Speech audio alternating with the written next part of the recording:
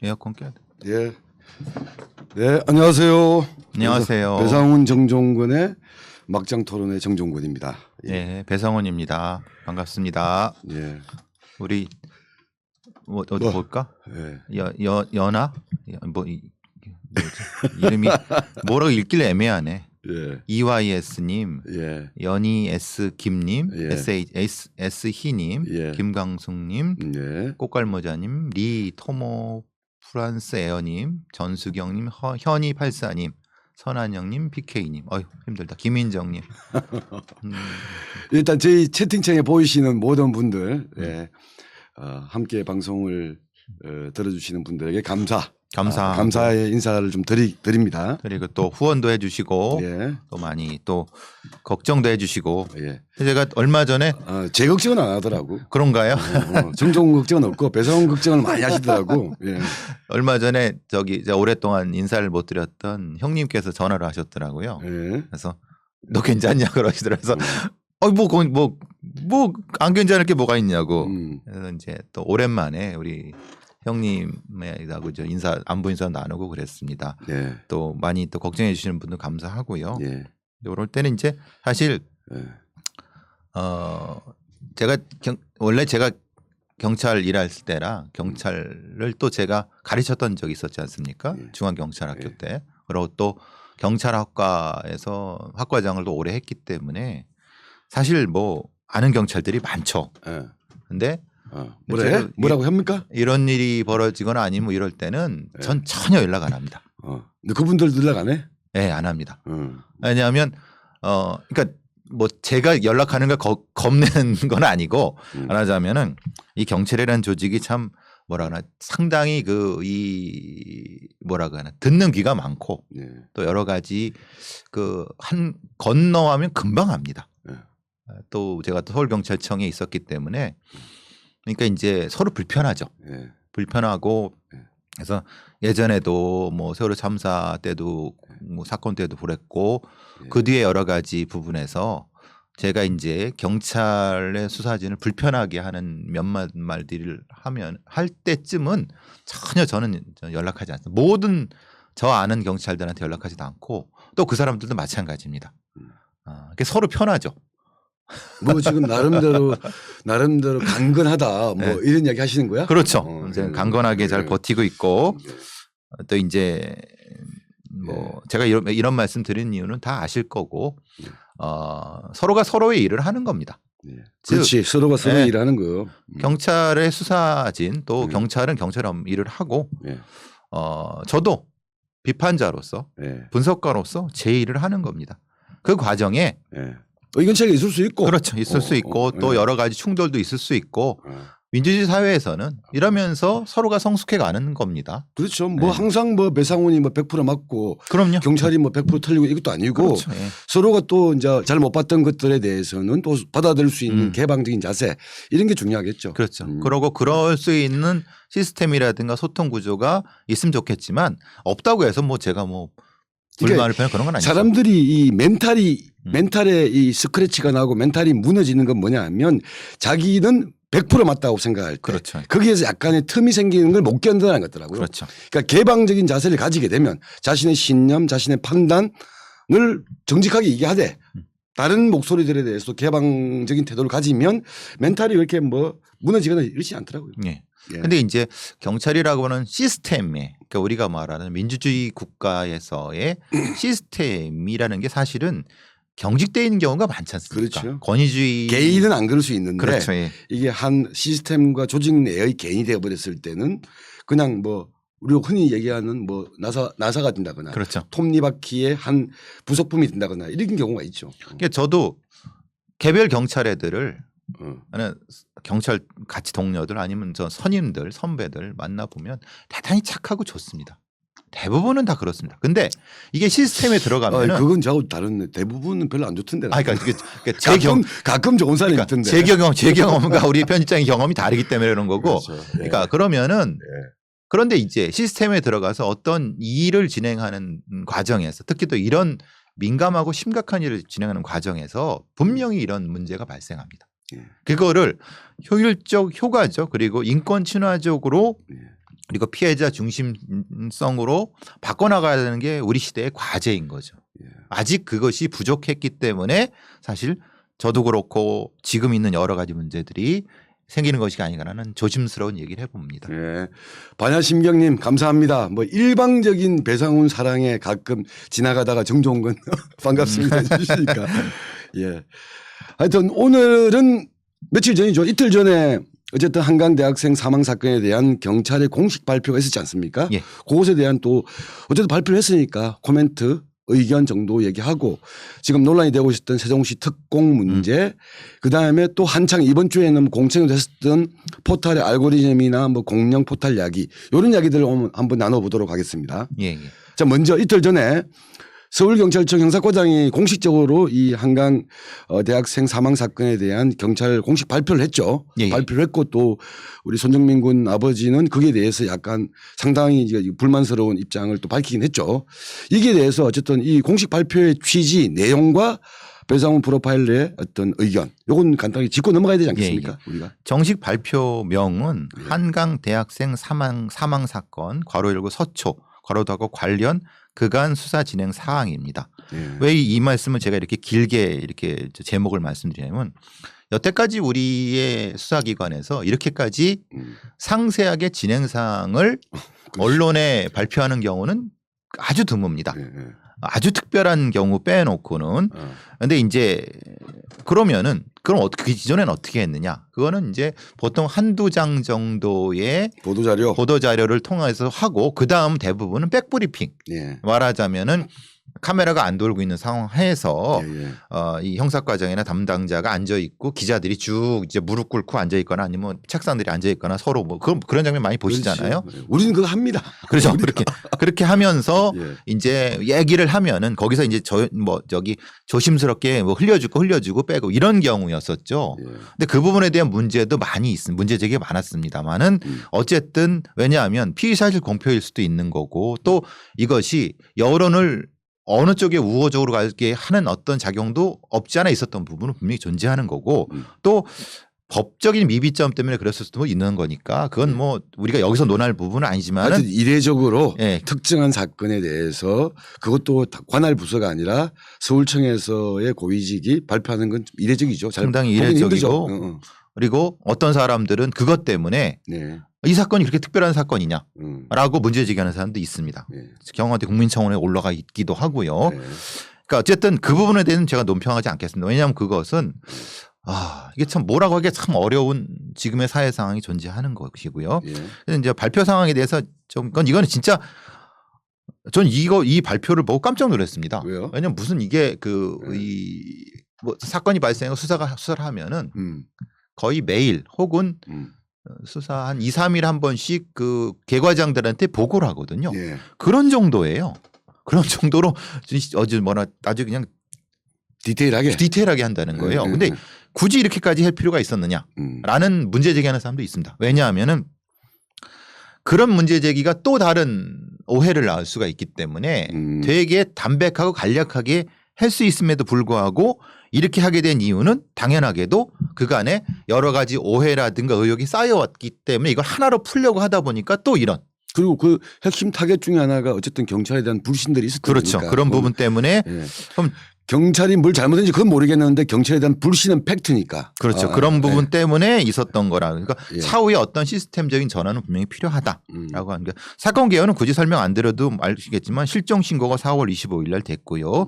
수색이 서초경찰 중심으로 됐지만은 어쨌든 결과적으로는 그 돌아가신 분을 발견한 거는 민간 구조 견이 발견했습니다. 그것도 바로 앞에서. 즉 지금 논란이 되고 있는 그 공간에 바로 앞에서 발견했다는 거. 이거는 사실 나중에라도 우리 경찰의 실종자 수색이라든가 여러 가지 면에서 심각히 반성을 해야 될 부분입니다. 왜냐하면 경찰이 발견한 것도 아니고 민간 구조 견이 발견을 했고 그것도 멀리서 발견한 것도 아니고 바로 지금 실종이 신고된 그 공간에서 바로 눈앞에 보이는 곳에서 발견했다. 이건 사실은 여기는 논란이 안 되지만 사실 심각히 이 수중 수색이라든 이런 부분에 대해서 굉장히 우리가 문제 제기를 해야 되는 부분들. 근데 여기에 본질은 아니지만요. 어쨌든 발견이 됐고 그 뒤에 이제 변사체가 발견이 됐기 때문에 사건 자체가 실종에서 이제 변사 사건으로 바뀌게 된 겁니다. 이것은 왜 중요했냐면은 내사에서 사건이 돼버린 거죠. 예, 그렇죠. 근데 그거 가지고 논란이 되는 건 뭐냐면 사실 이 여러 가지 변호사라든가 아니면 뭐 이 관련된 어떤 전문가란 분들도 이거 가지고 또한 논란을 제기한 거예요. 왜냐? 이 사건이 아니 내사 단계밖에 안 되는데 왜 이렇게 논란을 발생시키느냐라고 하는 사람도 있고 또한 그렇지 않다. 왜냐하면 이 변사체가 발견됐기 때문에 그 자체가 수사이다라고 하는 쪽도 있거든요. 그러니까 그 자체가 어떤 팩트라든가 아니면 규정을 기준으로 말하는 것이 아니라 자신의 유리한 쪽으로 예를 들면 별거 아닌 사건을 왜 이렇게 논란을 하느냐는 쪽은 그 내사의 개념을 굉장히 좁히는 의도를 가지고 있고 또 반대쪽에서는 이 자체를 굉장히 좀 넓게 보려고 하는 그래서 이거 가지고도 또 논란이 되는 겁니다. 그러니까 이것도 역시 정확히 말하면 기준은 분명하다. 시체가 발견된 전후는 분명히 있고 여기에서도 뭐라고 했냐면 수사 착수라는 개념을 씁니다. 그러니까 이 부분부터 변사체가 발견된 이후부터는 수사 착수가 된 겁니다. 제 말이 아니라 이 발표문에 있습니다. 그러니까 그러면은 수사 착수가 진행된 다음부터는 어떤 입건이 된다 안 된다의 문제가 아닙니다. 그 자체가 이미 수사 방식으로 이미 진행이 된 겁니다. 사망 경위를 발표하기 위해서 파악하기 위해서 강력팀이 투입되든 아니면 다른 형태의 어떤 수사팀이 투입되든 어쨌든 수사가 진행된 겁니다. 그러니까 그분의 논란은 하시면 안 됩니다. 어쨌든 변사 발견 이후에 수사 착수가 진행이 된 거고요. 그 뒤에 이제 이 경위를 확인하기 위한 수사가 몇 가지로 돼 있습니다. 부검이 됐고 근데 부검에서는 다른 거는 나타나지 않고 있었습니다. 왜냐하면 익사 그리고 왜냐하면 이것은 혹시 다른 형태의 상흔이 있었느냐 아니면 혹시라도 뭔가 이제 다른 DNA가 있었느냐 이런 부분에 대한 논란이 있을 수 있기 때문에 근데 부검 결과 자체는 그냥 익사입니다. 그리고 혈중 알코올 농도도 논란이 됐었지만은 실제로는 사체가 부패를 하게 되면은 몸에서 자체의 알코올 성분이 나올 수도 있다고 합니다. 그러니까 0.15 뭐 그 이상 나오는 것은 사실은 의미가 없는 겁니다. 그래서 실제로 손전민 군의 부친도 그 숫자를 얘기하지 않은 이유는 그겁니다. 그냥 많지라고 한 얘기입니다. 왜냐하면은 우리가 보통 면허 취소 수준 지금 0.08이지만 이전엔 0.1이었어요. 그 기준을 가지고도 거봐 만취 됐잖아 아니면 만취 안 됐잖아 논란이 되기 때문에 그런데 수중에서 그러니까 부패가 일어난 이후에 혈중 알코올 농도를 검사하는 건 사실은 편차가 심하기 때문에 개인 편차도 있고 그다음에 부패 정도라든가 그렇죠. 그 알코올 성분의 이제 이 발생 정도도 편차가 있는 거고. 편차가 있어. 그래서 여기서 수사 결과 발표에도 혈중 알코올 농도는 사체 부패 과정에서 발생한 알코올 포함한 수치라는 걸 감안했을 때 이 명확히 여기서 적시하고 있습니다. 실제 음주 수치는 이보다 낮은 0.105에서 0.1148 정도.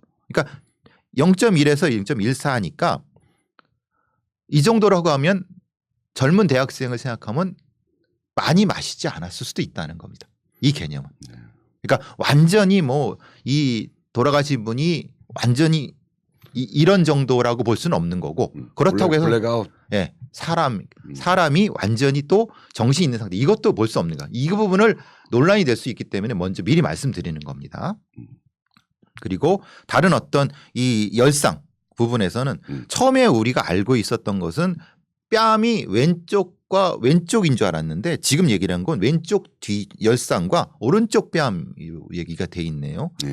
그래서 저도 초기에 이 경찰의 언론의 그 발표를 보고 잘못 판단한 부분입니다. 저는 왼쪽에서 왼쪽인 줄 알았는데 지금 여기 발표는 오른쪽에서 뒤쪽입니다. 그래서 그러면은 상체 연결성 부분은 좀 떨어지지 않느냐 이런 얘기인데 다른 부분에 대한 얘기는 이 발표에는 없습니다. 그냥 특정하기 어렵습니다. 지금 발표된 건 뭐냐면 특정하기 어렵다. 뭔지 모르겠다라는 겁니다. 말하자면. 그리고 오른쪽 손톱에서 DNA가 본인 손 DNA 검출이 됐는데 이건 뭐냐면 자기가 긁을 수도 있고 뭐 이렇게 코를 팔 수도 있고 있으니까 이건 아무런 의미가 없는 겁니다. 그리고 왼쪽 손톱은 DNA가 검출되지 않았어요. 근데 이 손정민 군은 오른손잡이기 때문에 사실은 이건 의미가 없는 거죠. 그러니까 왜 그러냐면 저항은 있었느냐 아니면 뭐 이런 거 부분 때문에 그러니까 이거는 이 부분은 없었다. 그러니까 만약에 혹시라도 몸싸움이 있었다고 하면은 다른 사람의 DNA가 있어야지 맞는 거다. 근데 이게 없었다고 하면 이 부분은 비교적 명확히. 그러니까 이 손톱과 관련된 그러니까 이 저항은 뭐 이런 부분에서는 조금 설명력이 떨어지지 않느냐 이런 얘기를 하는데 여기는 그런 얘기는 전혀 없습니다. 그건 제 해석입니다. 그냥. 그 다음에 이제 포렌식을 실시했습니다. 이제 예를 들면 휴대전화 포렌식을 실시했다. 자료 발견 못했다. 통화 내역을 확인했는데 특이사항 없다. CCTV 했는데 뭐 CCTV가 그 원거리에서 식별이 어렵다. 이 정도입니다. 그리고 수중 구조 분석을 해서 오늘 나왔던 그거죠. 뭐 몇 미터가 가면은 50cm고 1미터고 이 얘기를 쭉 설명하고 있습니다. 그 부분이고 목격자 수사 이제 중요한 부분이죠.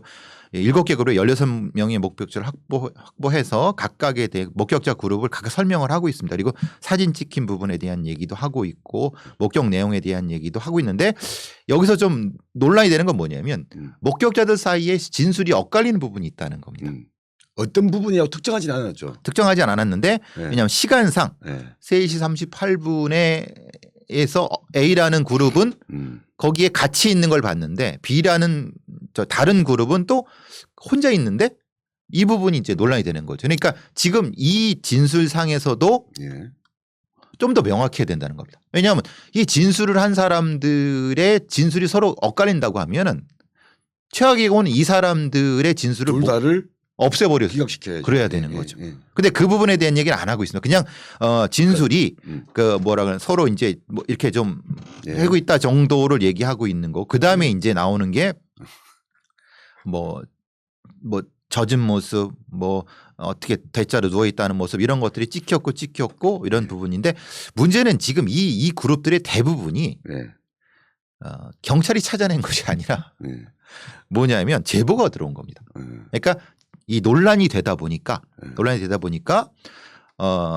강력팀의 자진 제보,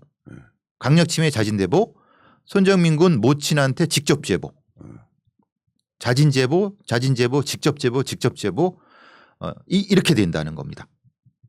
근데 문제는 이제 여기서 문제가 됐던 거는 이제 논란이 됐던 건 우리가 나머지 낚시꾼들 7명에 대한 부분이 나중에 그 진술을 했다고 해서 지금 논란이 되고 있지 않습니까? 근데 그 얘기는 전혀 없습니다. 그냥 이걸 확인하는 과정에서 이걸 이제 찾아내 갖고 얘기를 했다 정도. 진술자의 전체 그룹 중에 하나에 이제 있는데 그것을 특징해서 설명하지는 않았죠. 그래서 않았습니다. 이게 부분이다. 그런 낚시꾼들에 대한 부분은.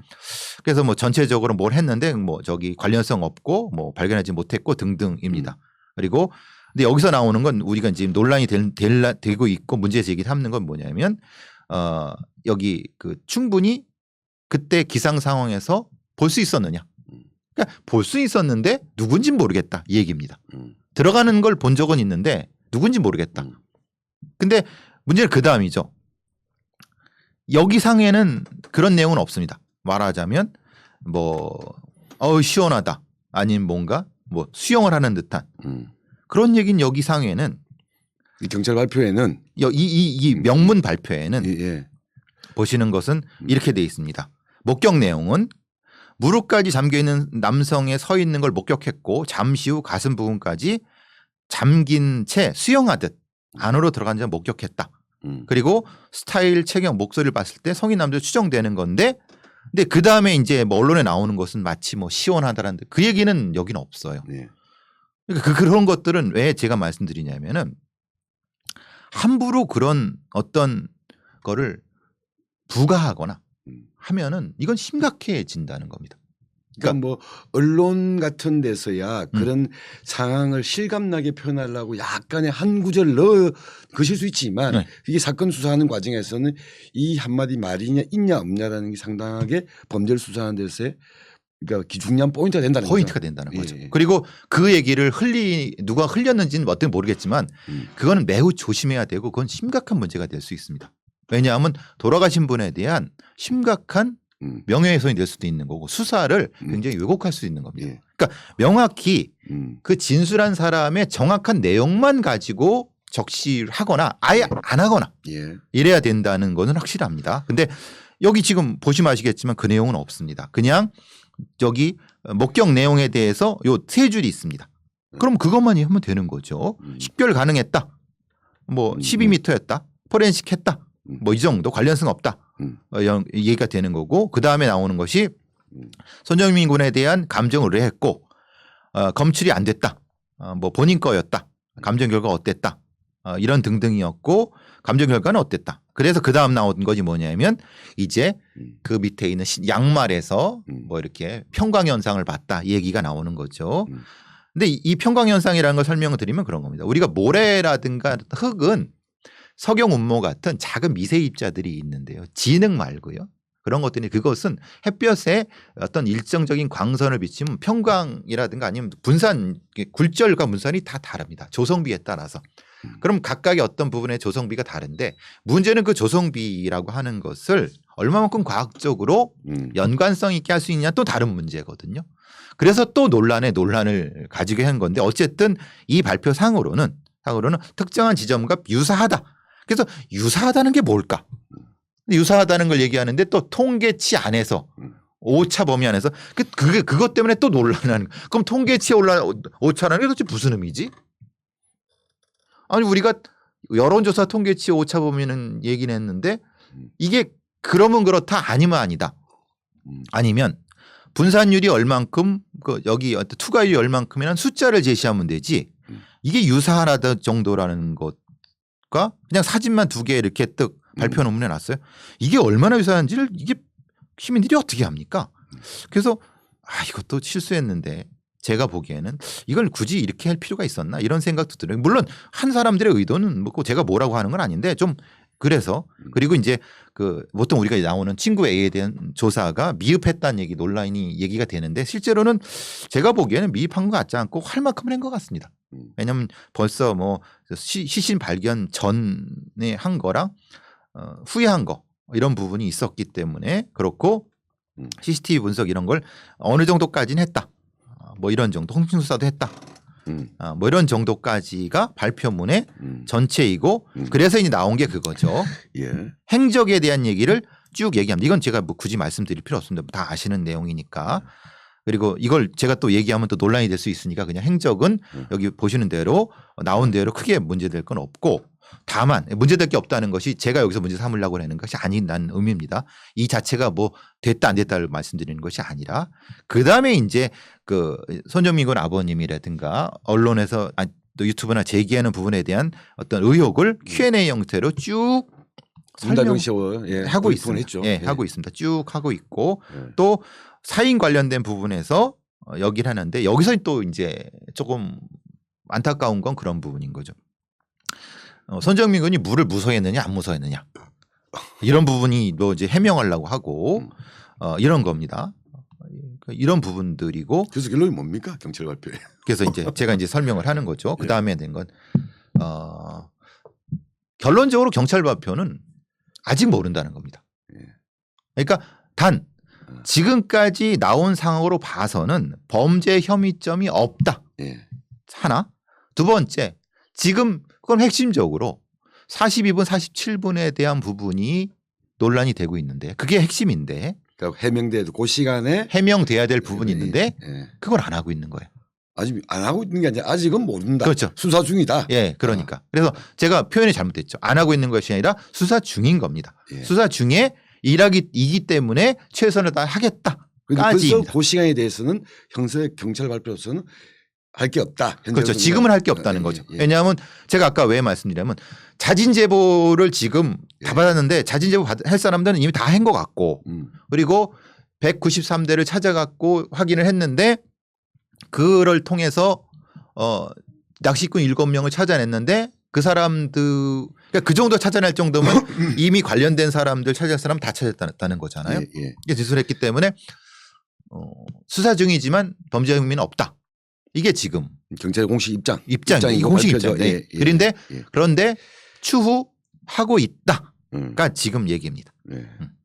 제 이 말씀을 여기까지가 지금 경찰이 공식적으로 발표한 내용을 약간 썸머리 하신 거고. 그렇죠. 예. 이제 코멘트 하셔야지. 왜냐하면 왜 이렇게 힘들게 하냐면 예. 사실 이게 23장이나 되는 거를 발표하는 전례가 거의 없고요. 예. 있다고 하면 예전에 세월호 참사 정도의 예. 것이나 예. 아니면은 그 뒤에 뭐 고의정 사건 정도 예. 몇몇 사건 빼고는 이렇게까지 길고 예. 아주 그냥 수사에 문답형식까지. 그 문답형 그리고 또 문제되는 그러니까 의문되는 얘기를 다 했다는 거는 그만큼 경찰의 입장에서도 신경을 많이 쓰고 있는 거고 또 사실 어느 면에서는 나름 최선을 다하고 있다는 걸 국민들한테 보여주려고 하는 것 같아요. 그래서 좀 어떻게 보면은 아니 근데 뭐 경찰 발표는 경찰 발표고 이게 까놓고 얘기하면 이 사건이 이렇게 커졌던 거는 한쪽에서는 이게 뭐 이러저러한 썰들 뭐 소위 말하는 음모론들이 워낙 커져나가고 있었던 그렇죠. 거고 또 한쪽에서는 아까 뭐 제일 처음에 얘기했듯이 안심 내사 단계고 이게 크게 이게 뭐 어떤 무슨 비극적 어떤 뭐 여러 가지 뭐가 깔려 있는 큰 범죄도 아닌데 너무 이렇게 과잉부각하는 거 아니냐라고 오히려 그런 사람들에 대해서 뭐 비아냥거리는 양쪽의 이 너무 다른 의견 서로 침투하지 않는 이 의견 때문에 그런 거 아니에요. 그렇죠. 그런 것 때문에 어쨌든 한 달 정도가 지나서 경찰이 공식 발표를 한 거고. 그렇죠. 그러면 이제 이 두 가지 양쪽의 의견 이제 해명이 되고 해소가 될 것이냐. 그래서 이제 모르겠어요. 저는 이제 소감을 이제 얘기를 하라고 가라고 많은 분들이 그러는데 이게 저의 처지가 바로 이 소감일 겁니다. 왜냐하면 제가 늘 말씀드렸지만은 저는 오랫동안 이런 어떤 사건 분석 프로그램도 해봤고 팟캐스트나 유튜브에서 해왔는데 제가 그냥 하는 방식으로 했어요. 저는 우리 편집장님도 우리 몇 번 한 것처럼 아시겠지만 그 상대방 친구 A에 대한 우리 뭐 신원이라든가 그 관련성은 전혀 얘기한 적이 한 번도 없습니다. 여기선. 그렇죠? 좀 몰라요 저는. 네, 그렇죠. 그리고 제가 그 이전에 삭제하기 전의 것에도 그 얘기는 전혀 안 했습니다. 왜냐하면 이거는 그렇게 해서 풀릴 수 있는 사건은 아니라고 생각하고 그것을 파기 시작하면은 사건이 산으로 간다는 것을 저는 경험적으로 알고 있기 때문에 그 얘기는 전혀 안 했습니다. 다만 그런 얘기들이 저기 공중파에서 요청을 받으면은 그런 논란이 있다 정도만 했던 거를 얘기 된 거죠. 근데 이제 그때 이제 문제가 되는 건 이런 겁니다. 저는 제 방식대로 했는데 갑자기 레거시 미디어의 상황이 이해 못할 정도로 확 이런 상황 거기다가 반대로 유튜브라든가 이런 데서 문제 제기하는 건 사실 되게 지나쳐요. 제가 어제도 이 건을 여러 가지 실시간 어떤 CCTV를 분석하는 몇 가지의 어떤 유튜브 방송도 유심히 봤는데 사실 그건 지나쳐요. 왜냐하면 실제로 사건을 수사해 본 사람들이라든가 아니 이런 사람들이 보면은 실제로 그렇게까지 집중적으로 해서 나올 수 있는 거는 사실 그것은 왜냐하면 인간의 행동 패턴이라고 하는 것은 정상성과 비정상성을 나누기가 쉽지 않습니다. 그러면 거기 3시나 4시에 왜 거기에 무슨 옷을 입고 이렇게 돌아다녀? 라고 하는 걸 범죄적으로 설명하려면 한정도 끝도 없어요. 근데 그것은 어떤 특정한 범위 안에서 접근을 해야 되거든요. 그러니까 그런 어떤 여러 이 유튜브에서 제기하는 문제들은 저는 대부분이 사실은 저는 그거는 너무 심각하고 심각한 일종의 어그로 같은 느낌이 들어요. 그러니까 그런 부분은 사실 전 적절하지 않다고 보고 다만 우리 편집장님도 그렇고 저하고 같이 얘기를 했었지만은 분명한 거는 어느 시점인가 어느 정도인가 그것이 아니다라고 분명히 얘기해 줘야 되는 사람들이 있고 공적 기관이 있는 거예요. 근데 그 사람들이 그걸 얘기해 주지 않은 거는 참 답답하고 사실은 좀 유감스럽다라는 생각을 한 거죠. 그래서 저의 소감은 당혹감. 그리고 그 당혹감 속에서 저의 일종의 외로움. 그런 상황이 됐고 그래서 나 있잖아 나. 그래서 뭐지? 내가 뭔가 되게 잘못하고 있나? 뭐지? 이런 생각이 많이 들었다는 거예요. 근데 나는 계속 이 방식으로 해왔거든요. 예, 예. 그러면은 이제 그런 거죠. 반대로 예. 이 사건 별거 아니야. 그냥 뭐 내사 사건인데. 어? 그러니까 일부 유튜버들이 음모론을 너무 만들어내고 있는 거야. 그래 방구석 코난 나셨네라는 비아냥. 예. 이것도 적절하지 않다는 거예요. 이것이 왜 그렇게 발생했는가에 대한 공적인 책임 있는 사람들의 어떤 시점에서의 답이라든가 그리고 이것을 기본적으로 책임을 져야 될 사회적 공기로서의 공공 언론의 예. 책임은 왜 방기하고 있느냐? 근데 그걸 대놓고 이제 그런 의혹과 의심과 또는 지금 뭐지라고 질문을 던지는 사람들 자체에 대해서 그런 의혹 그런 생각을 가지지 마. 그건 좀 지나친 거야. 라고 질타하는 그것도 말이 안 되는 소리죠. 그렇죠. 사실은. 왜냐하면은 경찰을 믿어. 무조건 믿어.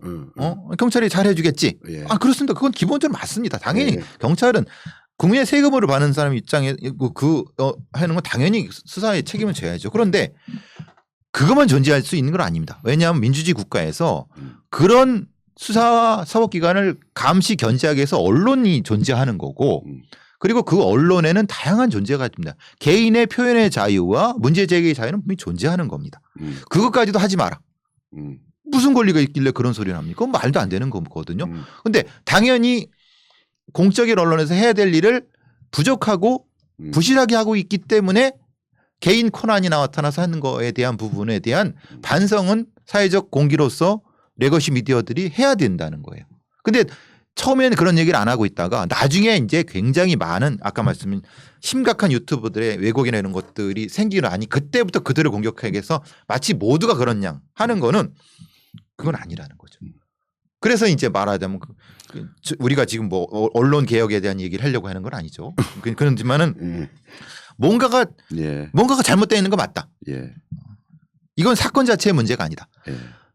어떤 사건을 우리 사회에서 발생하는 변사 사건을 바라보는 어떤 기본적인 뭐 룰이 없는 것 같다. 이런 생각이 드는 거예요.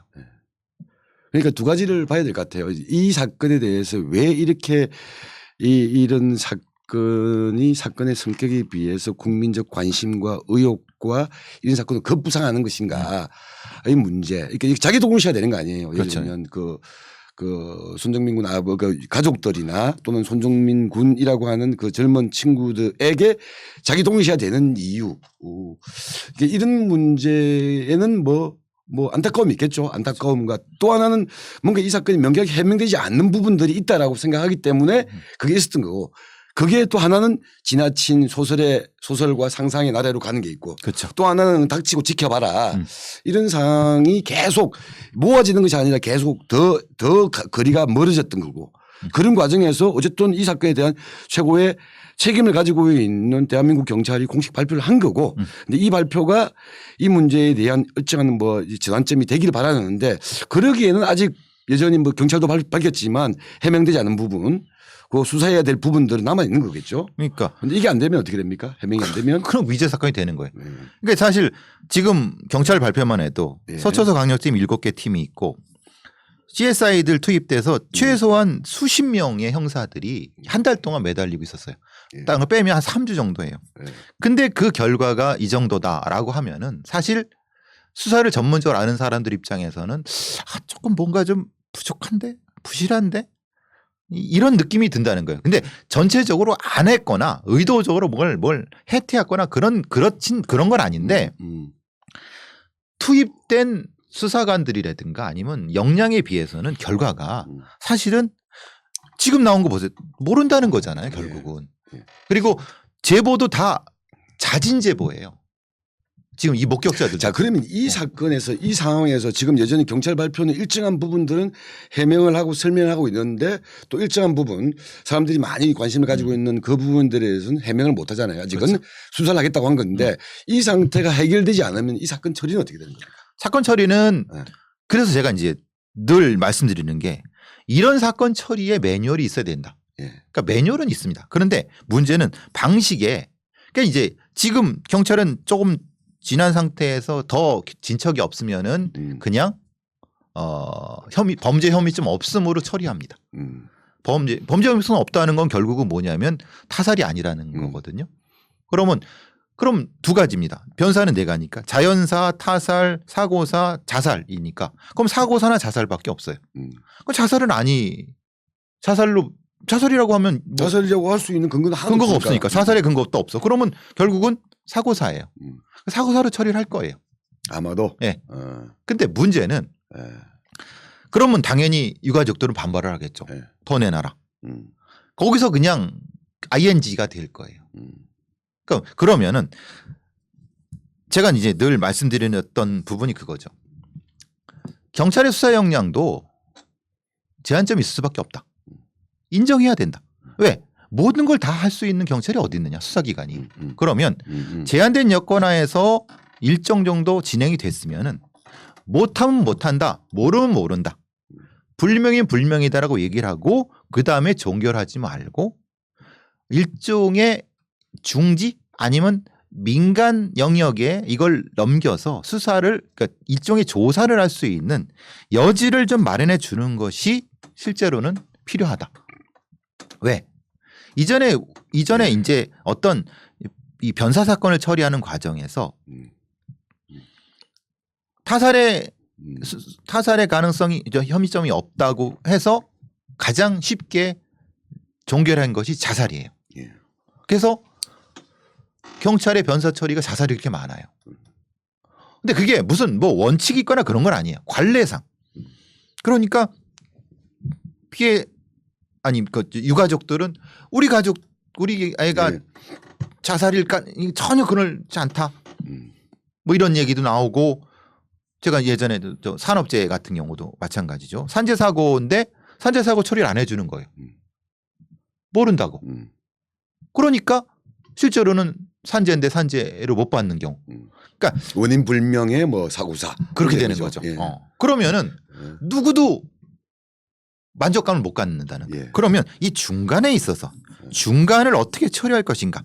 그러니까 타살은 아닌데 자살도 아니고 자살은 사고사인데 잘 모르겠어. 그러면 그거를 법적으로 어떻게 그러니까 도와줄 수 있는 아니면 수사를 진행할 수 있는 이런 반관반민 혹은 이런 형태의 어떤 시스템 전환이 필요하다.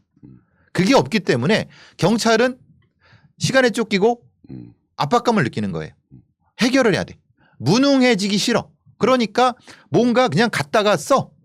갖다 쓰는 가장 쉬운 방법은 옛날에 사건은 갖다 두들겨 패갖고 범인을 만드는 방법이 제일 쉬운 방법.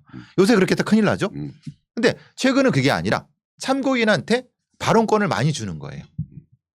그러니까 참고인한테는 공평한 발언권을 줘야 되는데 자기가 수사선에 있어서의 어떤 유리한 참고인한테 발언권을 많이 주게 되면은 뭐가 돼요? 그쪽으로 결론이 쑥 가는데 가지만은 나는 그렇게 얘기한 적이 없어. 수사 입장에서. 다만 참고인이 얘기한 거야. 라는 식으로 가버리는 거예요.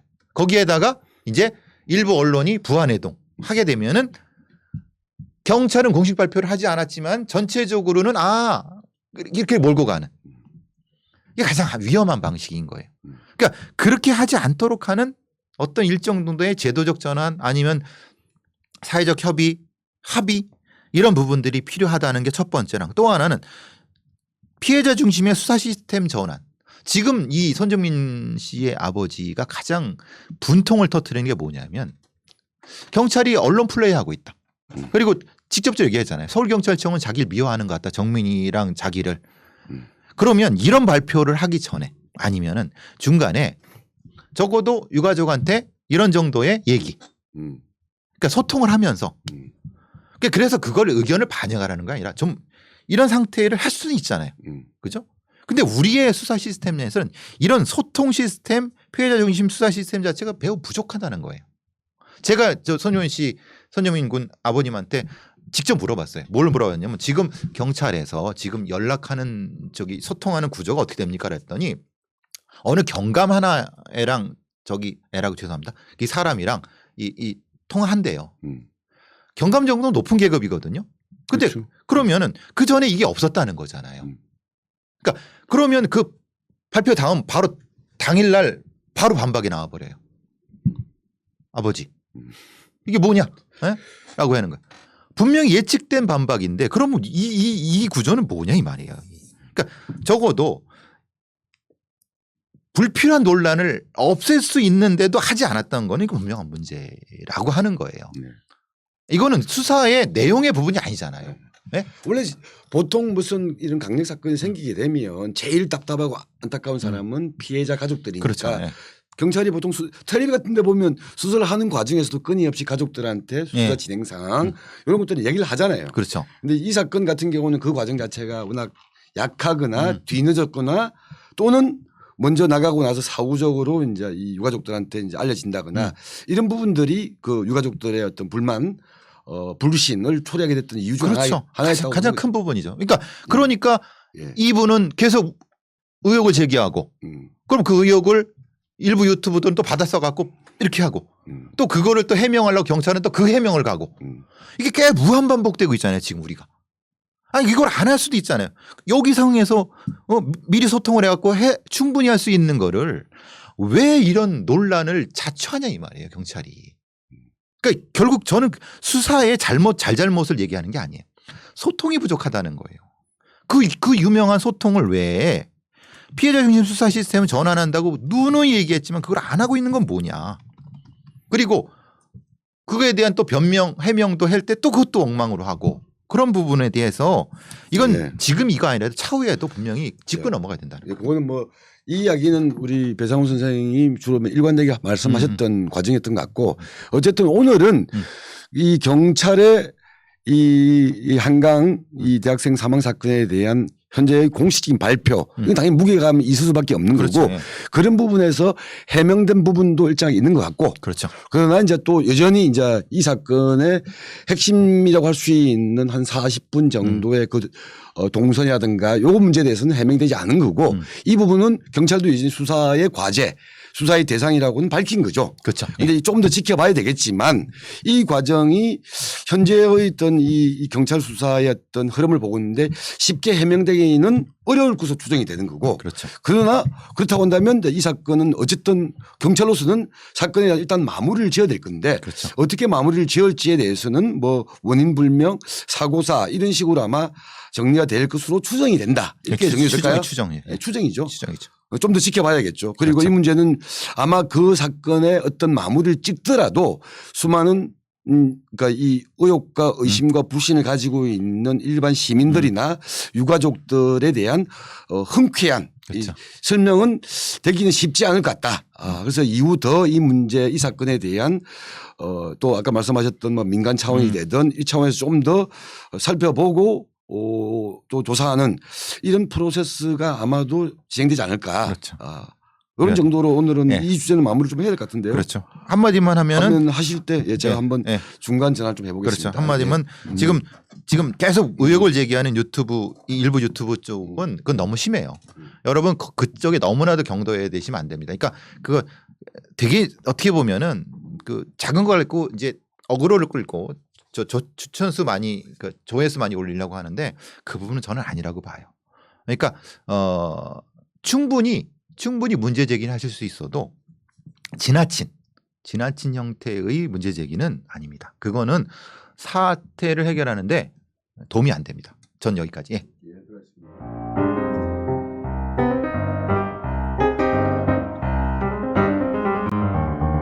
뭐 새로 시도하신 거네요. 예. 우리 편집장님의 편집 능력이나 이 능력이 날로.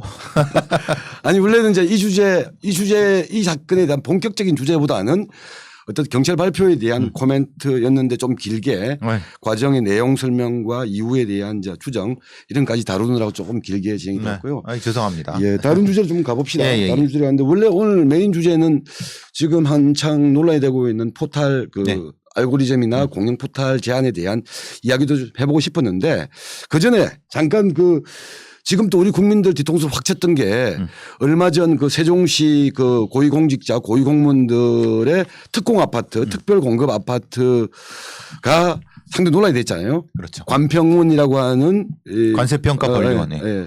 그 기구가 원래는 이게 특별 공급이라고 하는 게 세종시가 행정수도 이런 식으로 정리가 되면서 그쪽에 아무리 연고가 없는 공무원들이 어쨌든 자기 일을 위해서 이주해야 되고 그럼 가족들이 같이 가야 되니까 그런 사람들의 어떤 활동을 위한 거주를 위한 어떤 뭐 복지 차원에서 제공했던 게 특별 공급이었던 거죠. 그런데 뭐 관평원 같은 경우는 세종시로 이전할 계획도 없었고 없었는데 유령 청사를 지었고 이걸 핑계로 해서 특별 아파트, 특별 공급 아파트, 특공 아파트를 일부 공무원들이 그냥 뭐 묵었고 그거를 가지고 실제 거주하지도 않으면서 시세 차익을 올리고. 그렇죠. 그러니까 우리가 지금 이 부동산 문제가 안 그래도 대한민국 가장 큰 핫 이슈고 제일 큰 어떤 이 뭔가 뭐죠? 이 부담스러운 어떤 주제인데 거기에 지난번에 LH 공무원들의 그 사건으로 국민들의 분노가 불을 지폈고 또 이번에 이런 세종시 특공 논란을 보면서 또 국민들이 뚜껑이 확 열리기 시작한 거죠. 그렇죠. 그러니까 이게 참 문제는 저는 특공이라고 해서 특공된 줄 알았어요. 근데 저도 제일 처음에 특공인 줄 알았어. 그래서 근데 아니 특공이라는 것이 필요하겠죠. 왜냐하면은 세종시라고 하는 데가 아무 연구가 없는 허허 벌판에 그럼 뭐 편한 아파트라도 하나씩 해줘야지 그 어떤 그 도시가 형성이 되니까 그건 이해하겠는데 문제는 그러면 어떤 기준하에서 어떤 명단하에서 어떻게 진행됐는가에 대한 어떤 법적 근거라든가 이런 것이 있어야 되는데 어제 MBC 나온 걸 보도했더니 행복청에서는 그걸 안 가지고 있다는 거예요. 특별 공급 대상 아파트의 특별한 대상에 대한 데이터가 없다는 거예요. 데이터가 없다는 거예요. 이런 아니 세금을 이렇게 많이 쓰면서 이런 황당한 그래서 에이 말이 안 되겠지 그랬더니 진짜 그런 것 같아요. 그러니까 한번 그 데이터 좀 얘기해 주세요. 아니 그래서 언론도 무슨 데이터를 가지고 하는 게 아니라 언론의 취재에 의해서 나오고 있는 건데 어느 신문의 보도에 의하면 이 세종시 특별공급 아파트 재산 보유 실태에서 뭐라고 나오냐면 일단 추정을 하는 거야. 22개 부처의 1급 이상 고위 공무원 중 특공 자격이 주어졌을 거로 보이는 사람. 그러니까 이것도 추정이야. 100여 명 중에서 대충 한 34명 정도가 이 세종 특공 아파트와 관련이 되어 있어요. 그중에 이 34명 중에서 실거주자는 8명. 34명 중에 8명만 실거주하고 있고 13명은 세종시 그 특공 아파트를 이미 처분해서 아마 그 시세 차익을 노렸겠죠. 그리고 나머지 13명은 가지고 있는데 세종시 비거주자예요. 이것도 아까 그 말씀하셨던 그 정식으로 정부의 어떤 통계와 자료에 근거한 게 아니라 언론의 취재에 의해서 대충 이럴 것으로 추정이 되고 있다. 그렇죠. 그러니까 국민들 입장에서 볼 때는 이건 뭐야. 이거는 자기들이 살지도 않은 아파트를 특별하게 낮은 가격에 뭐 저금리 대출도 받고 그다음에 취득세 같은 경우도 감면이나 여러 가지 혜택을 받고 하게 되고 심지어는 이것을 팔고 시세 차익을 노리고 이런 것 때문에 지금 그 국민의힘, 국민의당, 정의당에서 이 사건에 대해서는 국정조사를 해야 된다라고 얘기하니까 민주당은 뜨거워한 거지. 집권여당은 이게 또 LH 같이 이 LH 사태 같이 그냥 또 이게 국민의 분노에 또 이 불을 짓는 그런 게 될 것 같아 가지고 국정조사 절대 안 된다. 이러면서 아까 우리 경찰의 그 한강 사건에 대한 수사 발표가 이례적으로 A4 23페이지 다룬다고 했듯이 이번 세종시 특공과 관련해서도 이게 논란이 되자마자 그 일주일도 안 되어서 어제죠. 어제 밤에 국회에서 청와대 정책실장 그다음에 김부겸 국무총리 그리고 민주당 송영길 대표가 만나서 고위 당정청 협의를 통해서 세종시 특공을 폐지하겠다라고 발표를 했죠. 대단히 이례적으로. 그렇죠. 깜짝 놀랐어요. 그런데 이게 또 저는 폐지할 건 폐지해야 되죠. 이게 쓸데없이 국민들한테 위화감만 조성되는 이런 제도는 폐지해야 되는 게 맞는데 그 과정에서 벌어졌던 범죄 의혹이 있는 사건이잖아요. 예를 들면 부당한 이득을 취득했거나 그렇죠. 이런 사건은 해명은 해명대로 해야죠. 근데 그거를 이 제도 이제 없애버릴게 그냥 묻어 이렇게 갈 문제는 아닌데 너무 그런 것 같아. 지금 이 민주당 정부가 뭔가 불거지게 되면 자기 책임이 아닌데 왜 자꾸 나한테만 그래 이런 식의 스탠스를 유지하는 게 참 안타깝다. 결국 경찰이 수사를 한다고 하지만 실제로는 자료가 부실하고 그러기 때문에 시간이 오래 걸릴 거고 그죠? 건 몇 달 지나면 또 조용해질 거잖아요. 그렇겠죠. 네. 그러기를 기대하는 거고 그걸 제도는 없애버렸다라고 한 문제는 이런 사건에 대해서는 아무리 집권당이라고 하더라도 부담스럽겠죠. 그럼 사건은 만천에 밝히고 이런 사태에 대해서 국민들이 사과하고 재발을 위한 착한 조치를 취하는 게 약간 뭐 집권당이니까 부담스러울 수는 있겠지만 조금 시간을 가지게 되면 오히려 그런 행위에 대해서 국민들이 더 신뢰할 건데 자꾸 그런 걸 피하려고 하는 것 같아요. 자꾸. 이재명 지사의 입장은 어떤가요? 몰라요. 잘 아시잖아요. 제가요? 네. 아닌데? 이재명 계 아니에요? 지금 우리 저 시청자들 진짜 오해를 하시는 농담입니다. 그래서 이 특공화 그러니까 예전에 사립학교법 같은 경우 그렇죠. 얼마나 문제가 있었냐면 뭔가 유용을 해 돈을 유용을 하면 범죄잖아요. 다시 돈을 갖다 놓으면 이거 죄가 안 되는 거야. 근데 범죄는 있었잖아요. 그러니까 원래 도둑질을 해가지고 물건을 훔쳤어. 그런데 그 물건을 다시 돌려주면 범죄가 없어지는 건 아니거든요. 그렇죠. 그런데 특정한 아까 뭐 사립학교법 이런 데서는 그런 황당한 일이 벌어졌던 거가 있었어요. 그렇죠. 네. 이번 사건도 특공제도를 폐지하고 신속하게 결정하는 것은 저는 잘한 결정이라고 봅니다. 그러나 이미 이 특공제도를 악용한 여러 가지 행태에 대해서는 밝혀져야 되고 국민들 앞에 책임질 건 책임져야 되고 이건 해야 된다고 저는 보는 거죠. 근데 이제 문제는 이런 거겠죠. 지금 특공을 까기 시작하면은 어쨌든 고위공무원이든 중위공무원이든 많이 걸리니까 예. 그걸 건드리기 싫어하는 거 아닐까요? 제 느낌이 그런데. 예.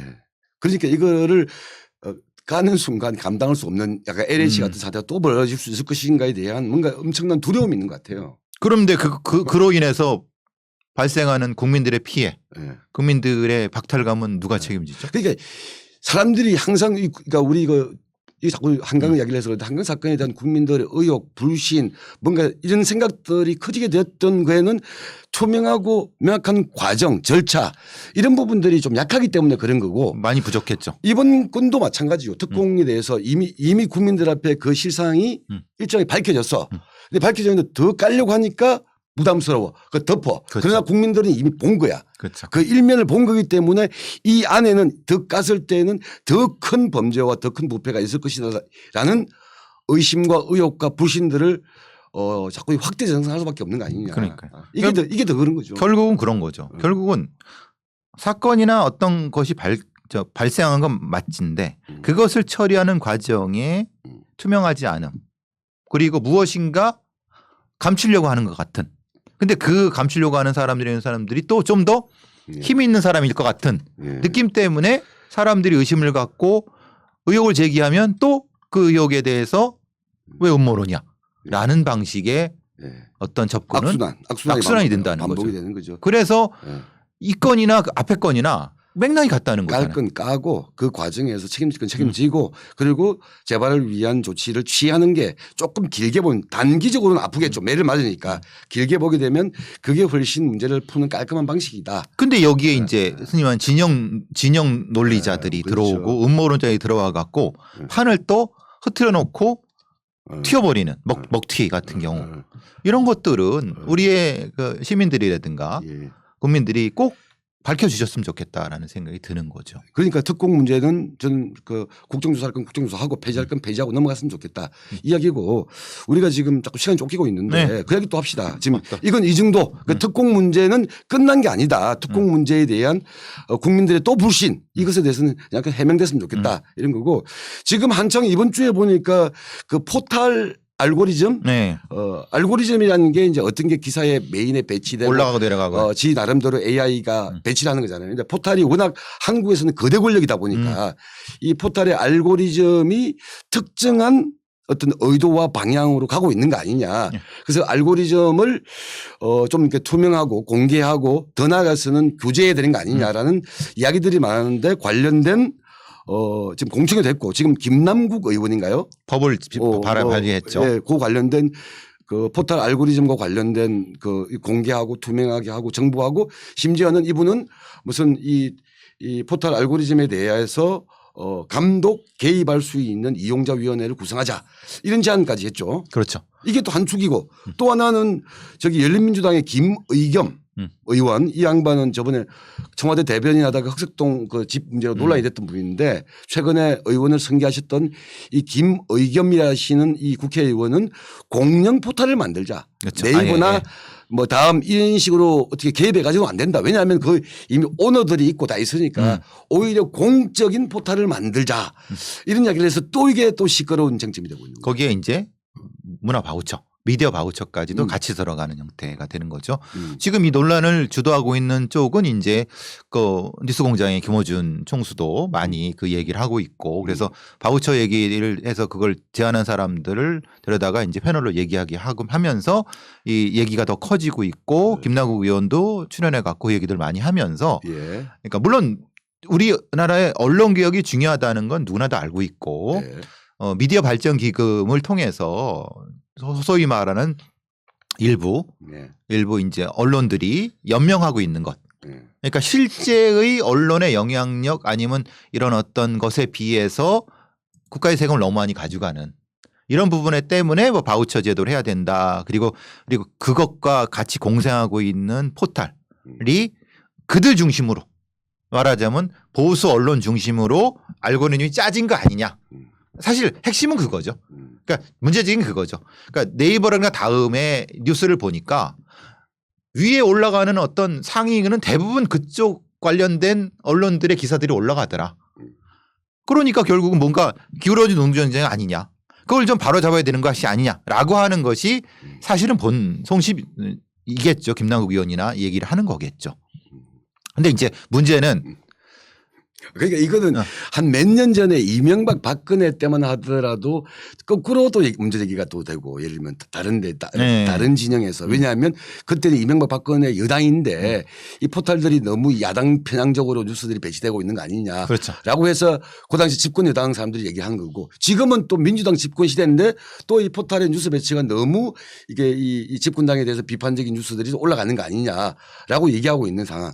그래서 포탈에서는 야 사람을 믿지 말고 그냥 AI가 할게. 그렇죠. 뭐 이렇게 한 건데 그 AI가 그냥 사람의 의지나 이것과 무관하게 굴러가는 건 아니겠죠. 아니죠. 일정하게 개입을 할 수밖에 없는 건데. 왜 그러느냐. AI에 대한 논란이 많이 있었습니다. 왜냐하면 AI라는 건 학습을 하는데 딥러닝을 하는데 딥러닝의 조건을 바꿔주면은 대단히 심각한 결과를 나오게 한다. 예를 들면 미국 같은 경우 인종차별적인 단어를 막 튀어나오게 기사가 작성된다든가 평가가 된다. 그거는 AI라고 해서 무조건 컴퓨터의 어떤 객관적인 말도 안 된다. 왜냐하면은 이것은 그 조건을 주는 사람들의 입장에 따라서 AI도 산출이 된다. 이거는 우리가 다 알고 있는 거예요. 그렇기 때문에 AI에 대한 알고리즘도 역시 개입해야 된다. 라고 하는 것이 김남국 의원이라든가 그쪽에 있는 언론학자들도 일부 얘기하고 있는 바죠. 그러니까 일단 전제는 이게 워낙 포탈이 한국 사회에서 가지고 있는 힘과 권력의 영향력이 크기 때문에 그렇죠. 이게 뭐 그냥 의도를 가지고 이 국민들이나 포탈 이용자들에게 메시지를 줬을 때 상당히 부작용이 있다라는 게 전제가 되는 것 같아요. 전제가 되는 거죠. 그 힘도 없고 그냥 예를 들어서 뭐 우리가 하고 있는 이런 뭐 배상훈 유튜브라든가 무슨 편파 TV 유튜브 이런 걸 가지고 말하지는 않겠죠. 그렇죠. 이거 우리는 뭐 그러니까 포탈의 사회적 크기는 이미 사회가 개입하고 관여하지 않을 수만큼 크다. 이거는 동의. 그렇죠. 동의. 그리고 그전에는 이제 사람에 의한 어떤 뉴스 배치라든가 검색어 배치 이런 것들이 뭔가 그 어떤 정치적 편향성들이 있을 수 있다. 그래서 AI라고 하는 자동화 방식으로 바꾼 것이 가지고 있는 의미도 인정은 하겠다. 그러나 여기에도 여전히 그냥 불편부당하고 공정하고 중립적이고 객관적으로 운영되는 건 아니다. 그런 의미에서 이 알고리즘 자체도 사회적으로 일단 먼저 알아야겠고 그렇죠. 정보가 공개돼야 되겠고 그 과정 자체가 투명해야 된다. 이것도 동의. 그런데 그 공개와 투명의 기준 자체가 어떤 위원회를 구성해서 일일이 간섭하는 식이 되는 것은 저는 동의하기 좀 부적절하다라고 보여집니다. 그리고 하나 더 나가서 아예 공영 포털을 만들어야 되겠다는 것도 하나 더 나가는 거죠. 더 나간 거죠. 네, 그렇죠. 그러니까 저는 그런 생각을 합니다. 공영 포털 만든다는 말은 공영이라는 말이 어쨌든 공적 기구, 공적이라는 말은 어쨌든 국가의 어떤 손이 탄다는 거 아니야. 그럼 국가의 정치 권력, 집권당의 손이 탄다는 거잖아요, 사실은. 그러니까 우리가 이제 헷갈리는 게 국영과 공영이 다르냐. 그런데 민주 사회에서 시민 사회가 일정 역할을 하는 곳에서는 국영과 공영이 다를 수 있지만 우리나라 같이 국가 주도형의 사회 시스템에서는 국영과 공영은 같은 맥락이죠. 종이 안 된 예, 차이죠. 예. 뭐. 그러니까 그거는 의미가 없는 거 그건 말장난인 거고 그러면 결국은 국정홍보처에서 하는 어떤 포털을 만든다는 것은 무슨 의미가 있느냐. 이게 말이 의감이 다르죠. 공영 포탈을 따고 국영 포탈 이건 의감이 다르잖아요. 그렇죠. 근데 사실은 같은 거죠. 어떻게 보면. 국영 포탈의 관리위원회를 예를 들면 뭐 제3세력이나 시민사회나 바깥에서 운영하는 것 같은 이야기죠 사실은. 그렇죠. 근데 우리는 제3의 시민사회 영역이 존재하지 않는 존재해도 사실은 매우 미약하기 때문에 또 쫙 갈려져 있죠. 네, 그렇기 때문에 그것도 진영 논리가 되기 때문에 의미가 없으면 그럼 공영 포털이라고 하는 개념 자체는 그냥 일종의 또 하나의 아젠다 아니냐 정치적 아젠다 아니냐 이런 얘기가 된다는 거죠. 그러니까 네이버나 다음이 워낙 세니까 그 하나는 그것에 대한 어떤 관리 규제 이것도 필요한데 그거는 필요한데 그것과의 별개의 공영 포털을 만들어서 이 공영 포털은 나쁜 포털 네이버나 다음이 아닌 좋은 포털이라는 거야. 그렇죠. 이 김의겸 의원의 선한 포털이죠. 마음에서는 왜 선한 포털이냐는 거야 내 말은. 왜 나쁜 포털. 자기들 입장에서 볼 때 너무 부정적인 어떤 부정적인 것들이 과잉 부각되고 과대 평가되고 있는 포털이기 때문에 나쁜 포털 아니에요? 그렇죠. 좋은 포털이라는 것은 자기들에게 우호적이고 좋은 그런 뉴스들이 전제는 그거죠. 자기네들은 옳다는 거죠. 그러니까 그 전제는 자기네들은 늘 옳다는 거죠. 그러니까 그건 언론의 기능이 아닙니다. 그건 언론에 볼 수 없습니다. 까놓고 얘기하면 우리 김어준 씨가 포털 운영하겠다는 거 아니야? 김어준 포털? 이름 좋다. 김어준 포털. 아니 공영 포털이 그런 것 같아. 이 공영 포털이라고 하는 것도 지금 어떤 위원회 그것도 마찬가지로 위원회 뭐 편집위원회를 꾸려서 뉴스나 검색의 배치 배열들을 어떻게 정리하겠다는 건데 그 누가 이거지. 누가 하기에 믿을 수 있고 누가 하기에 못 믿는 거냐. 거기에다가 형식적으로 정부 일, 뭐 시민사회 일, 언론 일 갖다 붙인다고 해서 그게 믿음이 가냐? 안 가지 않냐. 그렇죠. 그 지금 이제 아시다시피 방송위원회나 방송통신위원회가 다 숫자가 그렇게 돼 있잖아요. 정부 여당 추천 누구 대통령 추천 하면 어쨌든 반수가 넓으니까 늘 그렇게 운영해 왔으면 똑같이 이것도 이렇게 그 AI 알고리즘 위원회도 똑같이 그렇게 될 거란 말이에요. 그죠? 왜냐하면 이것이 제3의 어떤 공적 영역이라는 시민사회 영역이 존재한다고 하면 그럴지 모르지만 그렇지 않은 진영 논리가 강한 상황에서의 어떤 위원회든 공영 포털이든 그것도 똑같은 동업 반복이 된다는 부분이 이게 그런 거거든. 왜냐하면 문재인 정부가 집권했잖아요. 그러면 민주당하고 민주당의 우호적인 언론 우리가 그런 얘기 많이 하잖아요. 한겨레 경향 그리고 여기에 반대한 세력이 조중동이잖아요. 그런데 조중동의 영향력이 문재인 정권이 집권했음에도 불구하고 별로 안 떨어져. 그렇죠. 별로 안 떨어져. 오히려 더 세. 세죠. 예. 더 세고 거의 뭐 저기 국민의힘 같은 야당보다 더 센 야당이야. 근데 이런 데 대한 뭔가 불편함들이 표출된 거 아닌가 하는 생각도 드는 거죠. 어떻게 생각하십니까? 그렇죠. 그러면은 전공법을 택해서 미디어 관련법을 개정을 해서 아니면 사립학교 재단법을 개입을 하거나 아니면은 여러 가지 방법들이 존재합니다. 전공법을 택하기에는 너무 걸린 것이 많아요. 그러니까 이건 사실 저는 우회로를 팠다고 보거든요. 근데 우회로를 파더라도 좀 뭐라고 하나. 이 우회로 자체가 조금 나쁜 길 같아요. 적절하지 않은 길 같아요. 또 논란이 되는 길 같아요. 이게 무슨 뭘 하려고 말하자면 편향되지 않은 공정한 언론이라는 생각을 하지만 사실은 편향되지 않은 공정한 언론이라고 하는 것은 부단한 형태의 민주주의와 언론 자유이라는 투쟁이 있어야 됩니다. 그게 없이 뚝딱 모해에서 만들어질 거라 생각하는 건 그건 큰 착각이에요. 그러니까 배상훈이 하는 포털은 나쁜 포털, 정종군이 하는 포털은 좋은 포털 그런 건 없다는 겁니다. 그렇죠. 그런 건 예를 없어요. 들면 다만 이제 이 시스템 내에서 포털의 영향력이나 조중동이라 칩시다. 특징에서 이 영향력이 지나치게 과대평가되어 있고 비대하다. 사회적으로 개입을 해야 된다. 그거는 필요한데 이제 그게 그 사람들이 아닌 우리가 무슨 힘과 권한을 가지고 칼자루를 휘두르는 것이 돼서는 안 된다. 그러면 법률이 왜 필요하고 제도가 왜 필요하겠습니까? 저는 지금 공수처 같은 경우도 비슷하게 봐요. 이제 공수처라고 하는 기구를 만드는데 그렇게 민주당이 공을 들여서 했잖아요. 그런데 공수처가 민주당 마음대로 잘 안 해 지금 예를 들면. 그러니까 또 이제 투덜투덜 거리는 거야. 보면 공영 포탈을 만들어서 그런데 이 공영 포탈이 또 이상해져. 그럼 또 투덜투덜 거리야. 그럼 제2의 공영 포탈 또 얘기할 거야. 공공형 포탈 만들어야죠. 예. 그러니까 이런 식으로 그러니까 법치라고 하는 게 지난번에 제가 말했죠. 법치는 by the people이 by the rule이 아니거든요. 법에 의한 내가 이 법을 이렇게 써먹는 자가 아니라 법의 of the rule 법이라고 하는 그 규범에 의한 통치를 말하는 거고 그러니까 언론이든 뭐든 간에 우리가 시스템과 제도를 만드는 것은 그게 살아 있어야지 이쪽 편에서 집권당이 되든 저쪽 편에서 집권당이 되든 이게 크게 망가지지 않는다. 그게 아니면 이놈이 이거 할 때는 일로 갔다가 저놈이 이거 할 때는 절로 가는 그럼 나라의 어떤 지속성과 공동체의 어떤 기본 룰 자체가 망가지는 거 아니냐. 그런 의미에서 공영 포탈이라는 발상은 일부 얘기하는 뭐 그 관제 포탈 만들자는 거냐 관제 언론 만들자는 거냐 이런 비판에 대해서 귀를 기울여야 된다고 생각합니다 저는. 그럼 바우처는 생각은 어떠세요? 바우처. 미디어 바우처.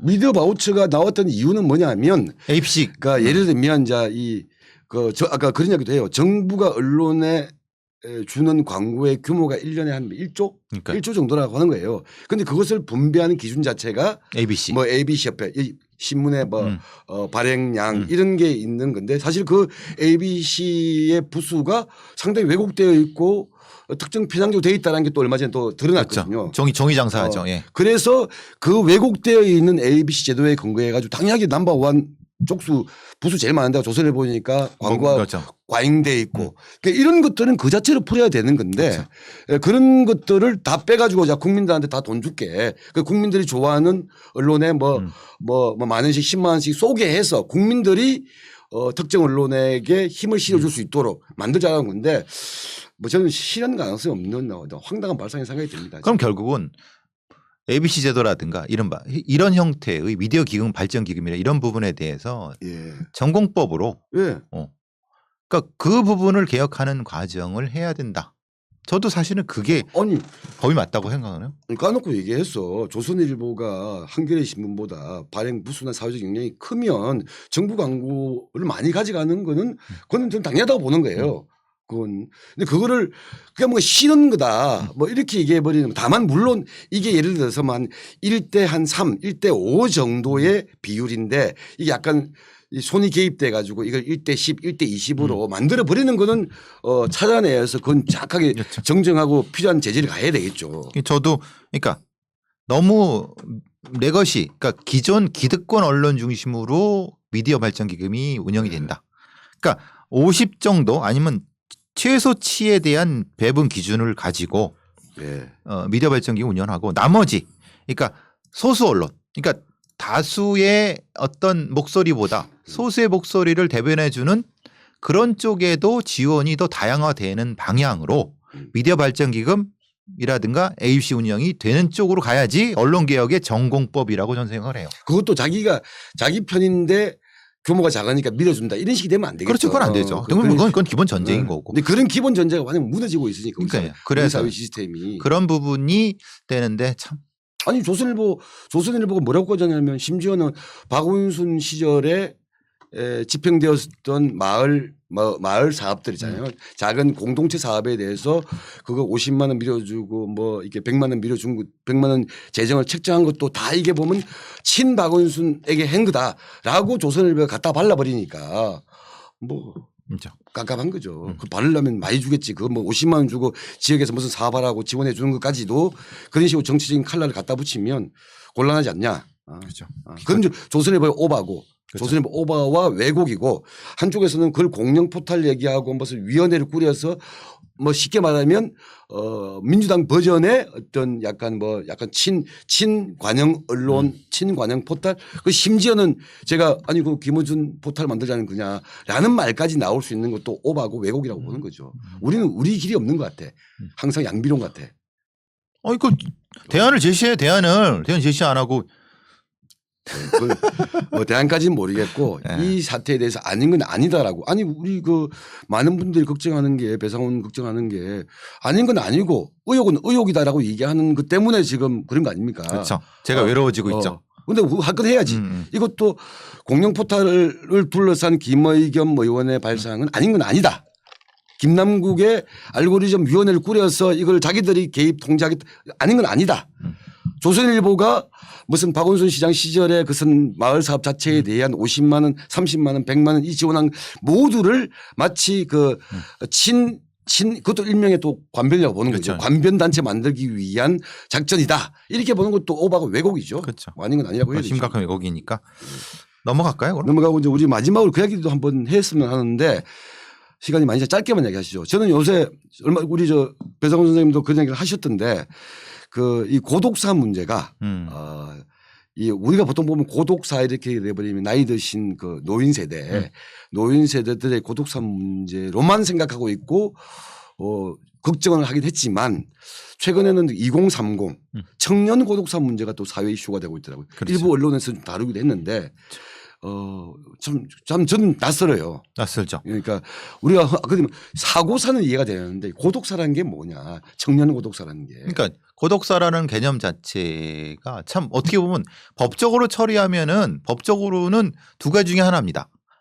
자살이거나 아니면은 사고사 아니 그러니까 세 가지죠. 자연사일 수도 있습니다. 그러니까 법적으로 변사해서 세 가지 정도로 자연사, 사고사, 그 자살 이 세 가지 중에 하나인데 문제는 이런 형태도 있다는 거예요. 어떤 청년이 정규직에서 잘리고 아니면 아예 그 직장을 구하지 못해 갖고 구직 행동을 하다가 초단기 알바만 하다가 어떤 주거비라든가 이런 거에 보조를 못 받고 어떤 이 모텔 같은데 장기 투숙하는데 제일 싼데 그런 데에 있는데 먹을 거를 못 먹어서 생각이 희미해지고 그러니까 무력해지는 거죠. 무력해진 상태에서 그냥 도움도 못 청하고 죽었다. 그럼 이것은 자살입니까? 사고사입니까? 아니면은 자연사입니까? 뭐예요? 참 모르겠습니다. 저는. 그러니까 우리가 법적인 거는 자연사입니다. 네. 그런데 이것은 그가 결국은 의욕이 없어지게 된 이유가 뭘까요? 그거는 결국은 사회적 구조가 부족하고 직장에 대한 문제 있고 여러 가지. 그러니까 이것을 어떤 법적인 형태로 하나로 딱 치지 못하는 형태의 사회적 현상이라고 하는 거예요. 그러니까 근데 이것을 그렇게 보지 않고 뭐 젊은 사람이 뭐 일할 수 있는데 뭐 그거 그렇게 이런 식의 그냥 되게 별거 아닌 것처럼 그럴 수 있는 단계는 우리 사회는 이미 지났다는 것이. 이게 노인 고독사나 노인 세대 고독사 얘기는 좀 들었고 또는 우리가 지난번에 뭐 송파 세모녀 사건이라든가 그러니까 일가족이 빈곤과 가난에 절망하면서 목숨을 끊는 사건도 봤는데 이건 청년 2030 세대의 젊은 세대가 고독 산다는 참 이게 상상이 안 되잖아요. 그런데 그렇죠. 제가 보니까 노인들의 고독사의 배경에는 뭐가 있냐면 어쨌든 가족이라고 하는 공간들이 다 이제 해체되면서 그렇죠. 노인이 의존할 수 있거나 함께 할 수 있는 그러니까 가족 공동체가 없어져 버린 거잖아요. 그렇죠. 그러니까 혼자 사는 노인, 할아버지, 할머니 이런 노인 세대가 이제 혼자 살면서 고독해지고 고독한 삶을 이어가다가 목숨을 끊고 나게 되잖아요. 근데 2030 세대는 고독하다는 말은 이 선수들, 이 친구들이 속해 있는 그 가족 공동체, 사회 공동체가 없다라는 말이잖아요. 그렇죠. 사실은 노인들은 있었죠. 있었다가 이제 없어진 거고 거지. 이 청년 세대는 그런 공동체가 있을 마련할 기회도 없었던 거죠. 그렇죠. 그게 보통 이제 1인 가구라든가 이런 것들이 그렇죠. 많아지면서 그러니까 기회도 그러니까 가족이라고 하는 건 아니면 사회적 연대나 소통을 할 수 있는 기회조차 주어지지 못한 존재들이 있고 그로 인해서 고독이라는 개념 자체에 대한 개념 자체가 없는 상태에서 그럼 뭐가 있냐면 삶이란 개념 자체가 없는 상태에서 그냥 죽어가기 때문에 자살도 아니고 사고사도 아니고 자연사도 아닌데 사람이 죽었어요. 그렇기 때문에 이것은 고독사라는 개념을 쓰지만 실제는 고독사는 아니에요. 그냥 죽음이에요. 그러니까 사회가 책임져야 될 죽음인데 이것을 뭔지를 모르는데 엄청나게 발생하고 있는 거예요. 그 작년 이게 2020년 기준 이제 19년에 비하면 이게 청년 고독사라고 하는 게 일단 잠깐 통계로 나와 있는 건 아니지만 거의 뭐 통계가 없어요. 없지만 그래도 상황상 훨씬 증가했다라고는 그렇죠. 언론에서도 언급을 하고 있더라고요. 언급하고 이게 있는데 슬픈 이야기잖아요. 그러니까 노인은 가족들이 있다가 그 가족들이 사라지고 해체되면서 고독한 삶 속에서 고독사를 하게 되고 청년들은 물론 요새는 1인 가구, 1인 가족이라는 말도 있지만 어쨌든 주변의 어떤 사회적 유대, 사회적 공동체에 속해 볼 기회 자체가 없어지면서 고독한 삶, 불안정한 삶을 살다가 결국 이런 죽음을 선택하게 되는 현실. 이게 죽음을 선택한다는 것도 그게 뭐냐면 자기가 죽음을 선택하는 것도 아니에요. 그냥 무력해져 갖고 생각이 사고가 희미해져서 자기가 사는지 죽은지도 모르는 상태에서 숨이 끊어지는 거예요. 근데 그걸 발견하는 것은 누구도 아니라 가장 흔한 반려묘나 반려견이에요. 그래서 가장 비참한 것이 그 반려견이 시체를 뜯어먹어요. 그러니까 이게 가장 비참한 그러니까 자기가 이게 하다못해 이런 얘기를 해요. 경찰들이나 이런 데서 하다못해 자기가 나 삶 안 살 거야. 나 자살할 거야. 라고 해서 했으면 자살이라고 평가를 해요. 근데 그조차의 생각조차를 못하게 하는 상태로 극단적으로 몰렸다고 하면 이것은 다른 형태의 변수가 항목이 있어야 된다는 거예요. 오죽했으면 일본은 고독 관련된 강요가 따로 있어요. 영국도 고독사 담당 장관이 있어요. 관료가 있어요. 그러니까 그 담당 상이 있어요. 예? 그러니까 흔히 말하는 그런 나라에서 얼마나 그것이 심각하냐면 그것을 국가적으로 담당해야 되는 사회적 문제가 된 거예요. 우리나라도 그만큼이 되는데 우리는 아예 이 개념 자체가 없어요. 아니요, 있어요. 그게 보니까 최근에 이제 올해부터 최근. 그러니까 올해부터 이게 심각하다고 하는 게 우리만 얘기하는 것이 아니라 정부도 이미 알고 있는 거예요. 그래서 고독사 관리 및 예방 및 관리에 관한 법이라는 게 올해부터 발생됐죠. 시행을 하고 있는 거예요. 법적으로 이런 법을 만들 만큼 물론 이 고독사의 대부분들은 대다수는 아마 노인 세대를 대상으로 한 것이겠죠. 그렇죠. 근데 이제 이미 이 청년 세대가 고독사와 무관한 그런 영역이 아니다라는 현실이 참 슬프죠. 그렇죠. 이거는 고용의 문제, 인구의 문제 이런 걸로 파편화될 수 없고 종합적인 형태의 직접적으로 우리가 다뤄야 될 사회 문제예요. 예. 그래서 요 주제도 우리가 한번 시간이 되면 이 그러니까 그런 얘기를 하더라고요. 고독사 전에 고독생이 있다. 그렇죠. 고독한 삶이 있다. 그리고 고독한 삶 전에는 말 그대로 사회가 고독사회. 그냥 1인들의 서로 연결되지 않는 1인들의 고독한 인생들이 모여 있는 공동체로서의 고독사회가 있다. 이런 말이 있는데 참 정확한 말인데 섬찟한 말이죠. 그렇죠. 그러니까 고독사 이전에 고독생. 우리 사회 자체가 이미 고독사회로 가는 거 아니냐. 너와 내가 무관한. 우리가 보통 아파트에 살 때 아파트라고 하는 주거 형태가 옆집과 유대가 없는 그것을 형태로 만든 삶이라는 말은 이미 이전부터 했는데 그냥 이거 주거 형태의 문제가 아니라 사람들의 삶 자체가 그렇게 완전히 무관한. 그렇죠. 같은 가족 내에서도 우리가 겉으로는 가족으로 보는데 집에 들어가면 서로 가족끼리 말을 안 해요. 자녀, 부모 그러니까 말을 안 하고 그냥 밥도 같이 안 먹어요. 방도 따로 있어요. 그러니까 동선이 겹치지 않아요. 동선 겹치는 유일하게 화장실 겹쳐요. 이것도 역시 고독사가 되는 거예요. 이게 청년들이 더 심각한 게 제가 그 부모님 세대가 보통 이제 80 넘어가고 90 넘어가고 되고 시골에 계시거나 이러면 걱정을 하잖아요. 그런데 이 어떤 제가 아는 분의 지인의 어머니는 그런 분들이 연세가 되신 분들이 그 지역에 경상도 그 청도 지역에 살고 계신데요. 이분들의 방법 중에 하나가 뭐냐면 밤새 안녕하냐. 방법 중에 하나가 뭐냐면 아침에 문이 열려 있으면 안녕하다. 그렇죠. 문이 닫혀 있으면 저기 무슨 일 있으니까 우리 집에 와봐라. 라고 그 나이 드신 그 할머니, 할아버지들 10여 명이 그렇게 한대요. 그래서 이 지인의 어머니는 일어나자마자 제일 먼저 하는 게 방에 그 집 문을 열어놓는 거래. 그래, 이 집엔 안녕하다. 이런 게 어떻게 보면 약간 뭉클하잖아. 그렇죠. 그 뭉클한 삶인데 노인들은 그런 식의 어떤 그라도 유지가 되고 있고 또는 사회복지 요원이라도 한 번씩 가잖아요. 근데 2030이라고 하는 문제는 그런 식으로 접근하는 문제가 또 아니니까. 그러니까 스스로 고독하지 않다고 느끼는 그 자체를 못하면은 그게 문제가 되죠.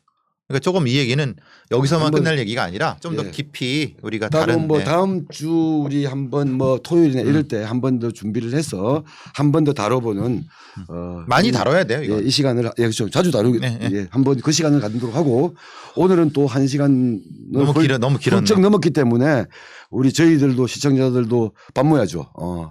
밥 먹어야 되기 때문에 오늘 5월 29일 배상훈 정종군의 막장 토론은 이것으로 좀 마무리를 하도록 하겠습니다. 마지막 인사를 하시고 저는 갈게요. 네. 예. 여러분 모두 감사하고. 네, 감사하고 이제 외롭게 살지 맙시다. 모두 서로 도와주고 안녕. 10,000명 구독 부탁드려요. 10,000명으로 가는 길에 꼭 함께 해주시기 바랍니다.